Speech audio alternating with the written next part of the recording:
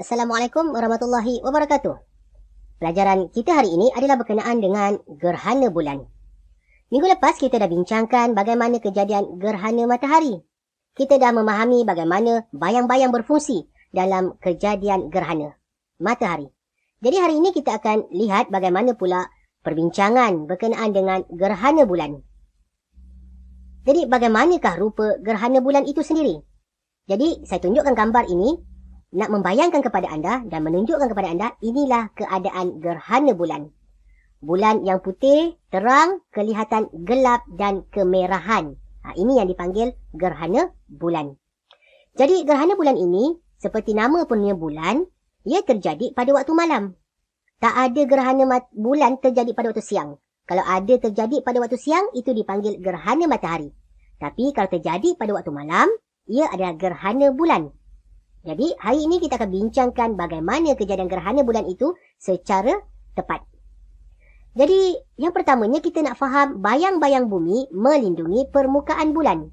Daripada rajah yang saya tunjukkan ini, ia adalah hampir sama dengan gambar rajah yang saya tunjukkan pada minggu lepas berkenaan dengan gerhana matahari. Cuma bezanya adalah kedudukan bulan ini. Tempoh hari kedudukan bulannya pada waktu siang, arah siang. Tapi, kali ini, kedudukan bulan pada waktu malam. Jadi, bayang-bayang bumi pula yang menutupi bulan kali ini. Kerana, sewaktu pemancaran cahaya matahari, sepatutnya bulan yang memantulkan cahaya. Ini sebabnya pada waktu malam, kita nampak bulan bercahaya. Bukan kerana bulan itu memiliki cahaya, tetapi bulan memantulkan cahayanya daripada matahari. Tetapi dalam keadaan gerhana ini, oleh kerana bumi telah menghalang cahaya matahari, maka terbentuklah bayang-bayang yang besar di bahagian belakang. Oleh kerana bayang-bayang ini gelap, dinamakan kawasan umbra. Dan di kawasan umbra inilah berlakunya gerhana bulan. Kedudukan matahari, bumi dan bulan dalam satu garisan lurus, seperti dalam rajah ini. Jadi ketika bulan beredar mengelilingi bumi, masuk di kawasan yang pertama dinamakan kawasan penumbra. Di sini berlaku gerhana separa. Bermaksud bukan semua bahagian bulan akan gelap. Tetapi apabila ia bergerak semula masuk ke kawasan di bahagian bayang-bayang yang gelap, umbra, maka berlakulah gerhana penuh. Masa demi masa ia akan bergerak dan keluar semula ke kawasan yang ketiga. Masih lagi dikenali sebagai kawasan penumbra. Dia keluar dan menjadi gerhana separa. Dan beberapa jam kemudian dia akan keluar sepenuhnya daripada kawasan bayang-bayang dan bebas daripada gerhana. Jadi murid-murid, daripada gambar rajah yang saya paparkan di sini, dua perkara yang kita nak tekankan. Yang pertama, kedudukan objek-objek ini. Matahari, bumi dan bulan haruslah dalam keadaan yang lurus.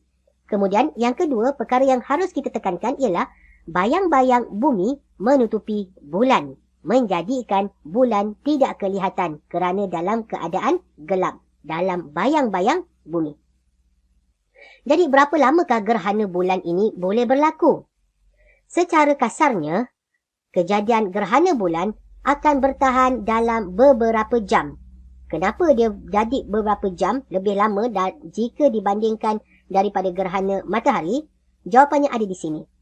Oleh kerana saiz bumi besar jika dibandingkan dengan bulan, sudah tentu saiz bayang-bayangnya juga adalah besar. Jadi, untuk bulan melepasi semua kawasan bayang-bayang ini, ia akan mengambil masa yang lebih lama jika dibandingkan dengan keadaan gerhana matahari. Yang mana kejadian gerhana matahari hanya mengambil masa kurang daripada sejam. Jadi daripada gambar yang saya paparkan di sini, ada beberapa fasa yang saya nak fahamkan kepada anda, yang di mana ini adalah keadaan ini adalah keadaan bulan purnama tanpa gerhana, kemudian masuk ke dalam bayang-bayang.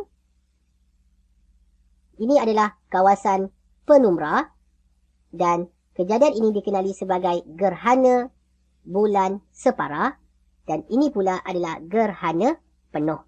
Gerhana bulan penuh dalam kawasan umbra. Jadi untuk kesimpulan kita, pelajaran hari ini ada beberapa perkara yang saya nak ulang supaya anda ingat. Yang pertamanya, gerhana bulan terjadi pada waktu malam. Tak ada gerhana bulan jadi pada waktu siang ya. Gerhana bulan pada waktu malam.